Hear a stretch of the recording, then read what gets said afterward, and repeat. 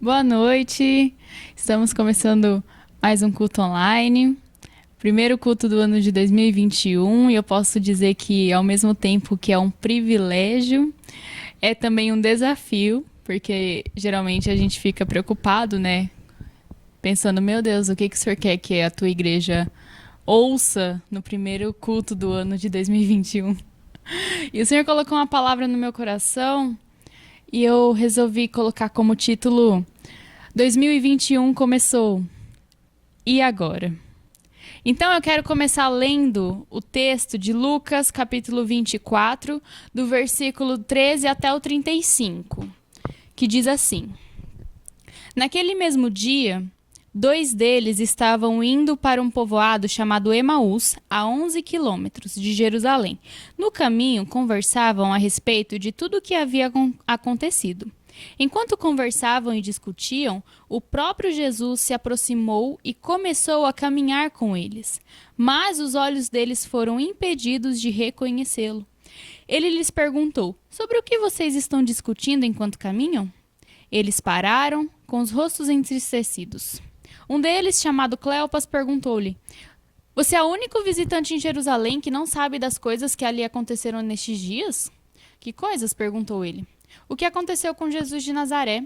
Responderam eles. Ele era um profeta poderoso em palavras e em obras diante de Deus e de todo o povo.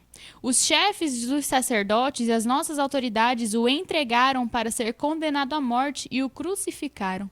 E nós esperávamos que era ele que ia trazer a redenção de Israel. E hoje é o terceiro dia desde que tudo isso aconteceu. Algumas das mulheres entre nós nos deram um susto hoje. Foram de manhã bem cedo ao sepulcro e não acharam o corpo dele. Voltaram e nos contaram ter tido uma visão de anjos, que disseram que ele está vivo. Alguns dos nossos companheiros foram ao sepulcro e encontraram tudo exatamente como as mulheres tinham dito, mas não o viram. Ele lhes disse: Como vocês custam a entender e como demoram a crer em tudo que os profetas falaram? Não devia o Cristo sofrer estas coisas para entrar na sua glória? E começando por Moisés e todos os profetas, explicou-lhes o que constava a respeito dele em todas as Escrituras. Ao se aproximarem do povoado para o qual estavam indo, Jesus fez como quem ia mais adiante. Mas eles insistiram muito com ele. Fique conosco, pois a noite já vem. O dia já está quase findando. Então ele entrou para ficar com eles. Quando estava à mesa com eles, tomou o pão, deu graças, partiu e deu a eles. Então os olhos deles foram abertos e o reconheceram, e ele desapareceu da vista deles. Perguntaram-se um ao outro: Não estava queimando o nosso coração enquanto ele nos falava no caminho e nos expunha as Escrituras? Levantaram-se e voltaram imediatamente para Jerusalém. Ali encontraram os 11 e os que estavam com eles reunidos, que diziam: É verdade, o Senhor ressuscitou e apareceu a Simão. Então os dois contaram o que tinha acontecido no caminho e como Jesus fora reconhecido por eles quando partia o pão. Senhor Jesus, eis aqui a tua palavra. Eu peço que o Senhor me use grandemente como um instrumento nas tuas mãos e que todos aqueles que estejam ouvindo neste exato momento sejam alimentados e fortalecidos para a tua glória. Usa-me, Senhor, como um instrumento nas tuas mãos. Em nome de Jesus. Amém. Bom, antes de nós chegarmos ao ponto central da mensagem, eu quero introduzir falando um pouquinho do contexto histórico em que ocorreram os fatos bíblicos. Mais especificamente, eu quero falar um pouquinho sobre os judeus do primeiro século. Os judeus do primeiro século, eles criam no Deus de Israel como o único e verdadeiro Deus. Eles criam no Deus Yahvé, o grande eu sou, que havia se revelado a Moisés. Eles criam num Deus imutável, num Deus verdadeiro. Além disso, eles também acreditavam que uma das principais formas, estratégias de Deus para combater o mal no mundo era a escolha do seu povo, Israel.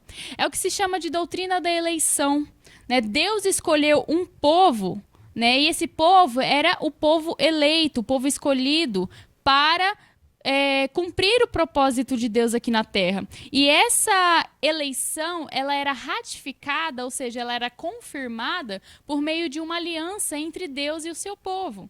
Então, de algum modo, eles criam que Deus usaria Israel para ser a luz das nações, o meio pelo qual Deus venceria o mal do mundo. Tá, mas como é que tudo isso se concretizaria? Bom, os judeus do primeiro século criam que Deus deu ao seu povo alguns dons especiais, sendo o mais importante deles a lei, que também era chamado de Torá. A obediência à lei não era uma forma de se unir ao povo de Deus, mas sim um sinal de que o indivíduo que a observasse já fazia parte desse povo, né? E além disso, haviam 3 aspectos da lei que tinham assumido essencial importância para eles, que eram a circuncisão, o sábado e as leis alimentares. Então, a observância desses 3 aspectos da lei era um marco da identidade do povo de Deus. E Israel também prezava por outros 2 dons, a terra e o templo. O templo de Jerusalém era tido como a morada de Deus, né? O local para o oferecimento das ofertas e sacrifícios ao Senhor. E sobre a terra, mesmo Deus tendo enviado os antepassados deles para um exílio distante por causa dos seus pecados, a terra continuava sendo considerada parte do dom de Deus, da aliança que Deus fizera com seu povo, né? A famosa terra prometida dada por Deus aos descendentes de Abraão. Só que a ocupação romana tornava essa terra impura. Bom, e Jesus surge nesse cenário. O templo estava sendo reconstruído pelo rei Herodes, a terra era ocupada e governada pelos romanos, o mal do mundo não dava sinais de que acabaria e o povo eleito estava sob constante pressão. E diante desse caos, os judeus do primeiro século criam no advento de um ungido enviado por Deus.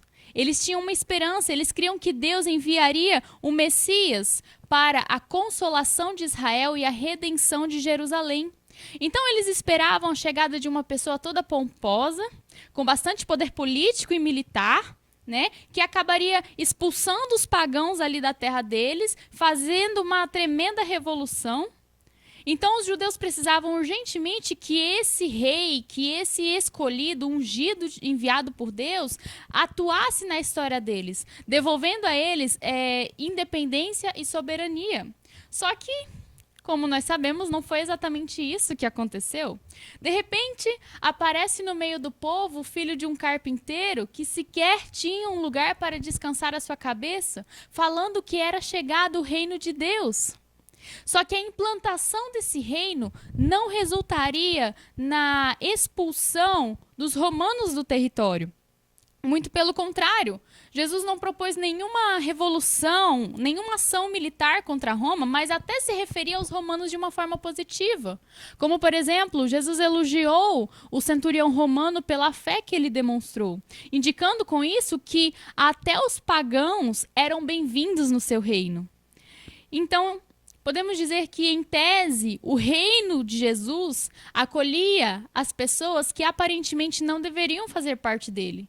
O foco do reino de Deus era Israel, mas ele também seria uma bênção para todas as nações. E esse reino acolhia os indivíduos mais improváveis. Nós podemos dizer que era uma mistura de pessoas insignificantes com os religiosamente impuros, com os da alta sociedade. Bom, mas de qualquer forma, apesar de Jesus não apresentar toda a pompa que todos esperavam, o seu discurso cativava as pessoas. Porque quando ele falava de Deus e quando ele falava desse reino, ele transmitia a impressão de saber exatamente sobre aquilo que ele falava e de quem ele falava. Jesus falava como quem tinha autoridade. Ele colocava os líderes religiosos no chinelo, podemos dizer assim. Por quê? Porque Jesus ele não se preocupava com a limpeza ritual, mas ele se preocupava mais com a impureza que brotava do pensamento das pessoas. Jesus utilizou o sábado para curar e disse que esse dia deve abençoar o homem e não reduzi-lo à escravidão religiosa. Então, Jesus ele foi cativando as pessoas, né? Nós podemos dizer, Jesus fez muitos milagres, Jesus criou a sua rede de discipulado. Jesus ele atraiu multidões, fez muitas coisas boas. Só que com o passar do tempo, ele começou a fazer previsões de que sofreria muitas coisas e seria morto. Talvez agora os discípulos começassem a pensar que teriam que se preparar para uma grande marcha revolucionária em direção a Jerusalém, mas Jesus não estava falando sobre isso. O Messias daria sua vida em resgate de muitos e, de fato, venceria a batalha de Israel, mas faria isso mediante uma derrota aparente, dando a sua própria vida. Então, em uma sexta-feira, Jesus foi preso e morto. Ao sábado, os discípulos estavam em Jerusalém sem saber o que fazer. Eles estavam tipo assim, meu Deus, e agora? Quem poderá nos defender? Ao domingo, as mulheres logo cedo foram até o sepulcro de Jesus, mas não puderam fazer nada porque o túmulo havia sido violado. Então elas voltaram rapidamente e contaram a Pedro e a João que a pedra do sepulcro havia sido removida e que o corpo de Jesus havia sido roubado e que umas aparições estranhas disseram a elas que ele não estava mais ali, mas que ele havia ressuscitado. Então Pedro e João, desesperados, correm até o sepulcro e deparam-se apenas com os panos mortuários de Jesus, mas o corpo não estava ali. Uai, mas quem teria roubado um corpo nu? Só estavam os panos ali. Então, diante dessa situação, nós podemos dizer que os discípulos estavam sem esperanças. Afinal, aquele que se dizia rei morreu e o corpo sumiu. Então, muitos decidiram voltar para sua casa, como foi o caso desses 2 discípulos que seguiam para o caminho de Emaús, que nós lemos aqui no texto de Lucas 24. Tá, mas por que eu estou contando essa história? Porque pode ser que você esteja nas mesmas condições que esses 2 discípulos, sem saber o que fazer. O ano de 2021 começou. E agora? Nós podemos dizer que 2020 foi um ano tensamente tenso, do início até o final, sem sombra de dúvidas.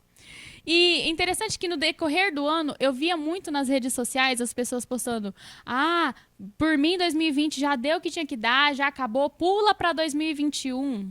E tipo assim, essas mensagens lá no mês de julho, agosto, no meio do ano, né? Pula para 2021. E esse tipo de mensagem dava a entender que, da virada das 23h59 do dia 31 de dezembro para 0 horas do dia 1º de janeiro, todos os problemas de 2020 acabariam, a pandemia chegaria ao seu fim e as pessoas voltariam a se abraçar sem temer qualquer possibilidade de contaminação.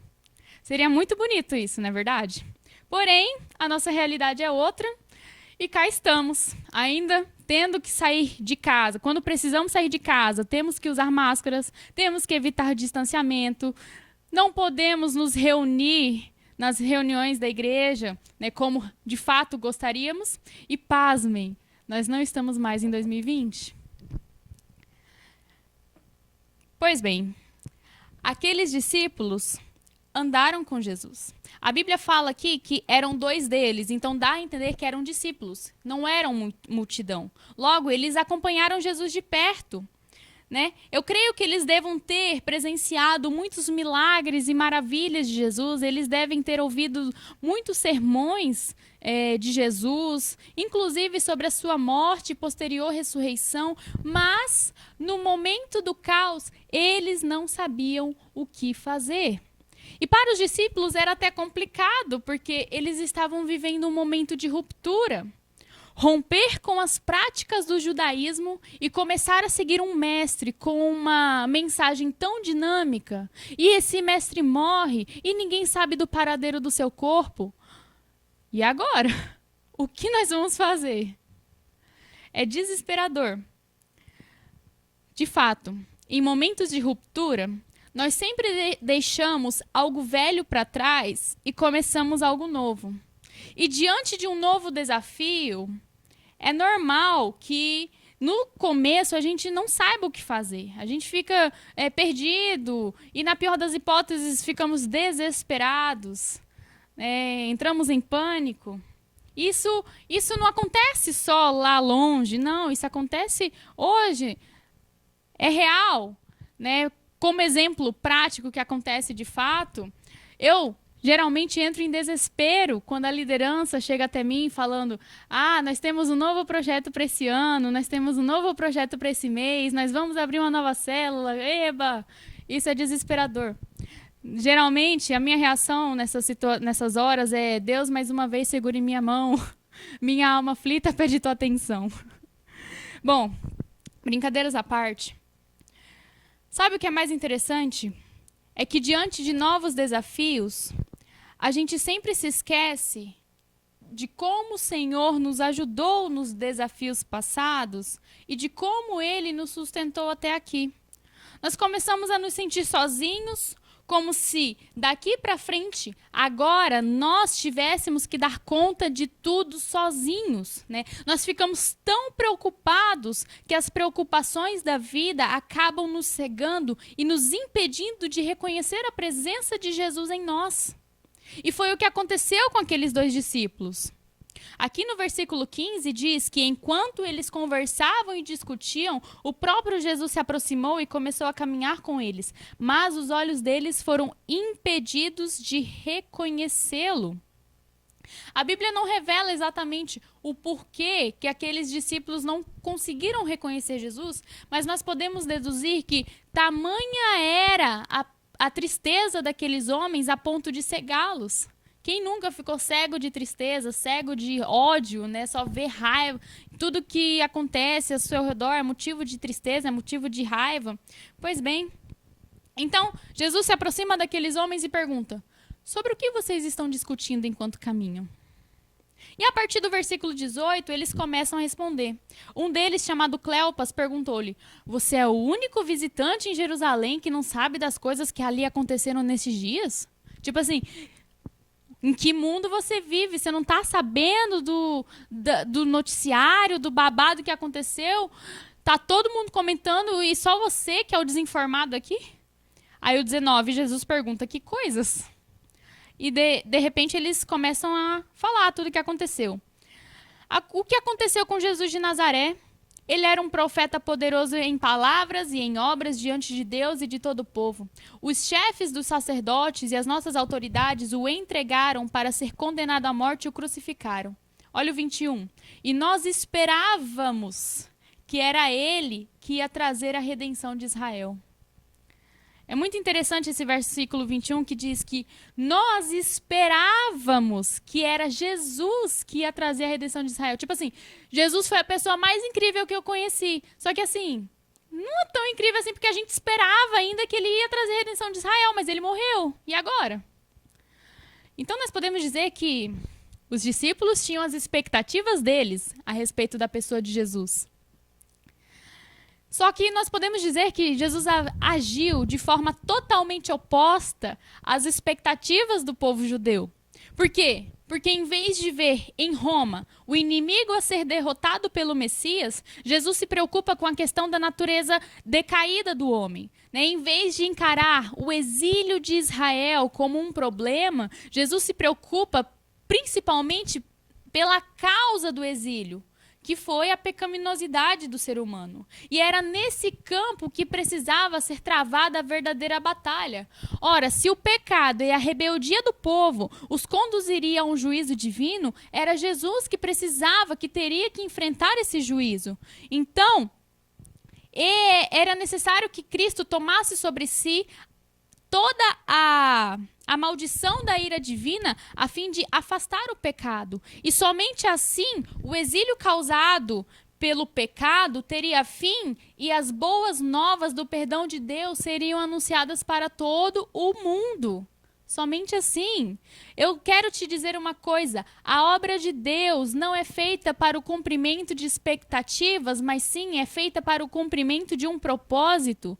Muitas vezes, quando as nossas expectativas não são atendidas, nós ficamos muito tristes. Isso é normal. Só que, além disso, muitas vezes nos esquecemos do propósito do Senhor. E a minha pergunta para você neste exato momento não é quais são suas expectativas para 2021, mas sim como você tem se posicionado diante do propósito de Deus.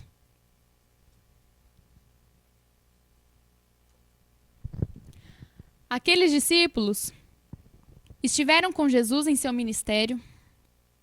Como eu disse, eles devem ter presenciado muitas maravilhas e milagres e sermões de Jesus, devem ter ouvido muito, mas ainda assim não tiveram suas expectativas atendidas. Por quê? Porque depois que Jesus morreu, eles estavam tristes. E no caminho de Emaús, a resposta que deram àquele peregrino desconhecido era: nós esperávamos que era Jesus que ia trazer a redenção de Israel, de Jerusalém. Eu aposto que se fosse no século 21, Jesus olharia para aqueles dois e falaria assim: acaso eu sou uma piada para vocês? Eu estive com vocês no momento da tribulação. Quando você passou por aquela crise financeira, eu te sustentei. Quando faltou alimento, eu multipliquei o pão. Quando você ficou doente, eu fui a sua cura. No momento da pandemia, eu estive com você. Eu te livrei do meio da tempestade. E você está achando que agora eu não estou por dentro do que está acontecendo na sua vida hoje?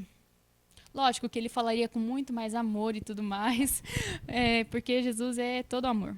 Mas, assim, eu não julgo aqueles dois discípulos porque muitas vezes nós agimos como eles, né? Nós focamos tanto nos nossos problemas e preocupações que nós esquecemos de olhar para Jesus. Nós precisamos urgentemente conhecer quem Jesus é para só então entendermos o que ele faz. Mas como assim conhecer quem Jesus é? Nós precisamos examinar as Escrituras a fim de entendermos o caráter de Cristo, quem Ele é para as nossas vidas. Eu gosto muito da carta aos Hebreus, porque ela fala de Jesus de uma forma extraordinariamente maravilhosa.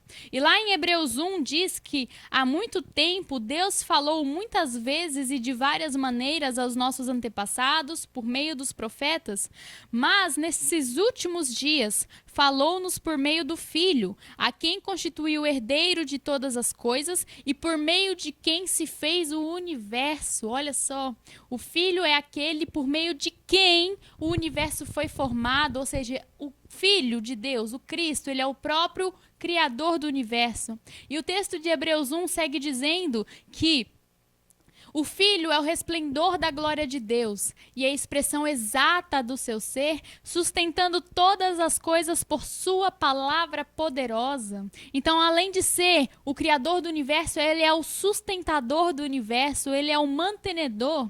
Mas não para por aí, o texto de Hebreus segue dizendo que, depois de ter realizado a purificação dos pecados, ele se assentou à direita da majestade nas alturas, tornando-se tão superior aos anjos quanto o nome que herdou é superior ao deles. Pois a qual dos anjos Deus disse: tu és o meu filho, eu hoje te gerei? Olha só, o filho é aquele que se assentou à direita da majestade das alturas. Ele é o governador do universo, ele é o nosso rei. Então, olha só, quem é Cristo? Cristo, de acordo com a palavra de Deus, é aquele por meio de quem o universo foi criado. Ele é o criador do universo. Ele é aquele que sustenta todas as coisas por sua palavra poderosa. Ele é o mantenedor do universo. E ele é aquele que se assentou à direita da majestade nas alturas. Ele é o governador do universo. Ele é o governador das nossas vidas, da sua igreja hoje. Ele é o nosso rei. Aleluia. Se fosse presencial, eu ia pedir para você dar uma salva de palmas para ele, mas amém. Pode aplaudir o Senhor aí onde você está. Continuando o texto, do versículo 21 até o 24, os discípulos continuam o triste relato, né, do que aconteceu com Jesus e tudo mais. E depois disso, o Senhor Jesus, que está ali caminhando com eles, olha para aqueles dois homens e algumas versões coloca que Jesus os chama de nécios. Nécios seriam pessoas que são desprovidas de conhecimento ou tardias para entender as coisas. Aqui na minha versão, que é a NVI, Jesus olha para eles e disse: como vocês custam a entender e como demoram a crer em tudo que os profetas falaram. A incredulidade tomou conta do coração daqueles homens. Então Jesus, né, a Bíblia segue dizendo, então Jesus, começando por Moisés, começou a explicar-lhes tudo o que constava a respeito dele mesmo nas Escrituras. Então Jesus começou a pregar para aqueles homens. E assim foi, até eles chegarem próximos ao povoado de Emaús. Só que olha só, Mesmo após terem ouvido a pregação de Jesus, aqueles homens ainda não haviam reconhecido que era Cristo que estava ali com eles. Então, será que o problema desse fato deles não terem reconhecido a presença de Jesus ali, será que o problema estava no pregador?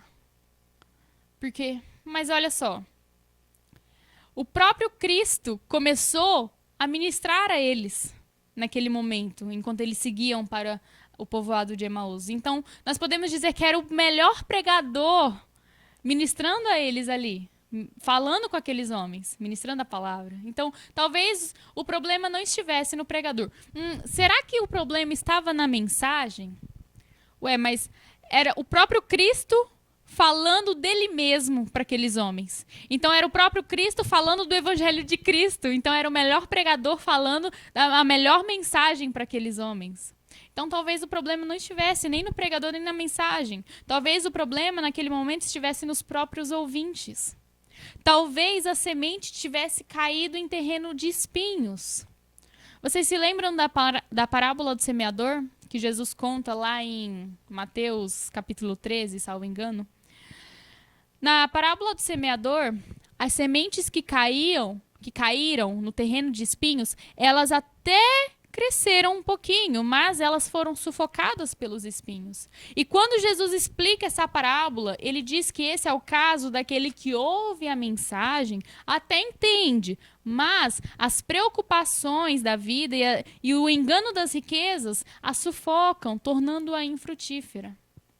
Você sabe o que eu aprendo com isso? Que, enquanto o evangelho não passar de uma doutrina, nenhuma diferença vai fazer na minha vida. Nós podemos estar cheios de teoria, mas vazios do poder do evangelho de Deus. E pode ter certeza que o Senhor Jesus não quer uma igreja cheia de gente vazia. O Senhor Jesus não quer uma igreja cheia de gente vazia. Lá em Romanos, capítulo 1, versículo 16, Paulo diz: "Não me envergonho do evangelho, pois é o poder de Deus para a salvação de todo aquele que crê. Primeiro do judeu, depois do grego." Então, nós precisamos, ser revestidos do poder do evangelho. Que o evangelho não seja apenas teorias na nossa vida. Só vai fazer diferença quando, de fato, nós pudermos ter esse poder em nós. Bom, avançando no texto de Lucas 24, o texto aqui diz que quando eles estavam próximos do povoado, Jesus fez como quem ia mais adiante, mas os discípulos insistiram muito para que ele ficasse.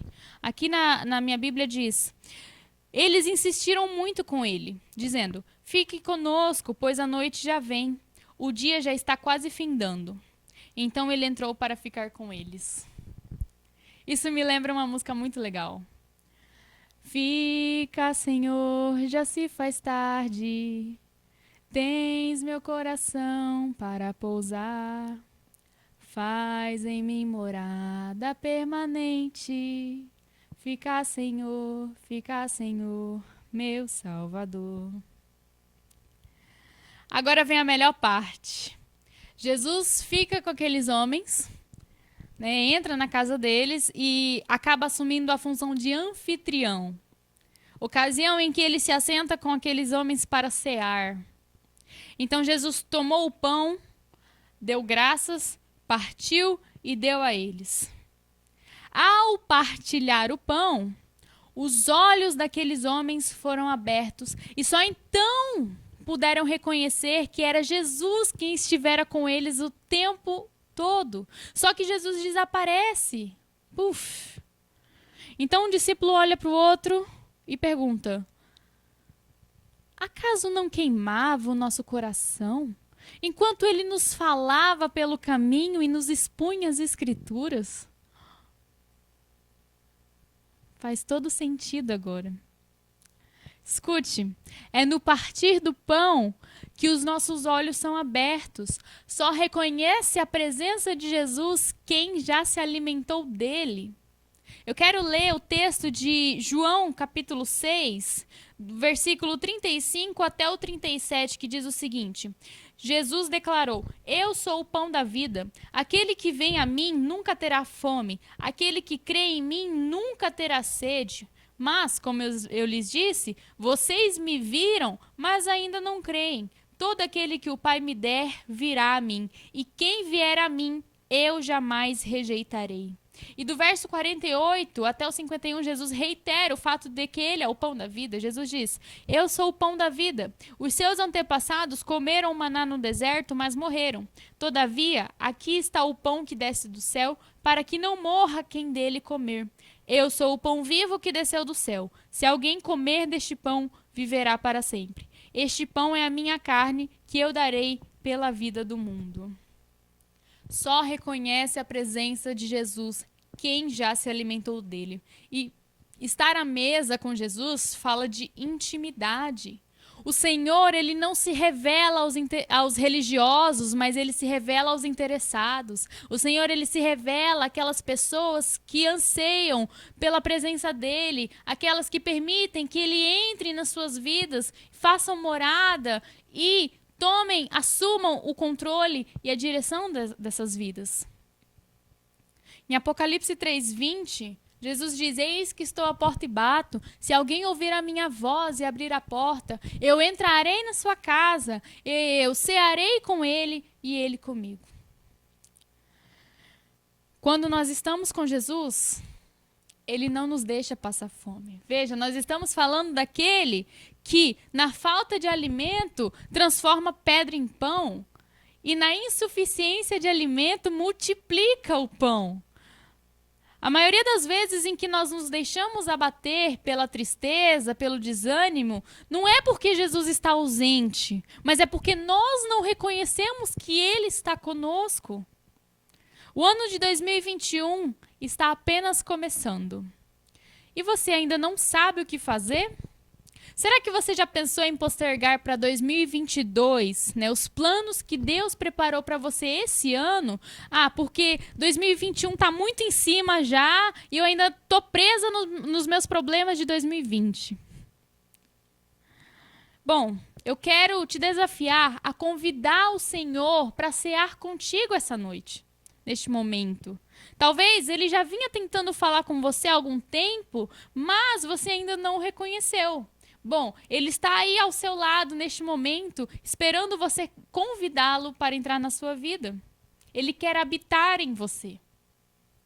E já partindo para a conclusão, aqui no versículo 33 de Lucas 24, diz que os discípulos levantaram-se e voltaram imediatamente para Jerusalém. Lá, eles encontraram os 11 discípulos, né, comentando, e lá eles testemunharam como Jesus fora reconhecido por eles no partir do pão. Então, olha só.